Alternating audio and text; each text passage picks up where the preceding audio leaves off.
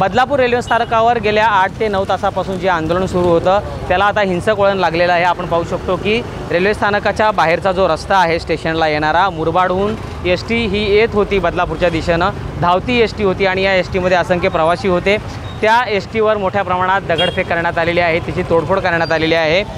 प्रवाशांनी सुरक्षेची काळजी म्हणून या ठिकाणी धावत्या बसमधून बाहेर पडलेले आहेत आणि त्याच्यामुळे त्यांचा जीव वाचलेला आहे। सध्या तरी कोणत्याही प्रवाशाला यामध्ये दुखापत झालेली नाही अशी माहिती मिळते। संपूर्ण एसटी आहे तिचे समोरून काचा फोडण्यात आल्या, त्याचबरोबर आजूबाजूला ज्या काचा लागलेल्या असतात खिडक्यांना त्या देखील फोडण्यात आल्यात। एवढी मोठमोठाली दगडं आपण पाहू शकतो की हे दगड आंदोलकांनी या ठिकाणी मारलेले आहेत।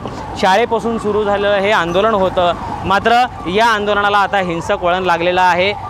कोण या आंदोलनामध्ये सहभागी झालं होतं, रेल्वे स्थानकावर आंदोलन का करण्यात आलं, असे अनेक प्रश्न या निमित्ताने उपस्थित होत आहेत। मात्र आता आंदोलक जे आहेत ते हिंसक झालेले आहेत। रेल्वे पोलिसांवर देखील दगडफेक करण्यात आलेली आहे। दंगल नियंत्रण पथक असेल किंवा रेल्वेचे पोलीस असतील ते सध्या घटनास्थळी आहेत आणि सगळ्या परिस्थितीवर नियंत्रण मिळवण्याचं काम करत आहेत। गणेश गायकवाड, न्यूज 18 लोकमत, बदलापूर।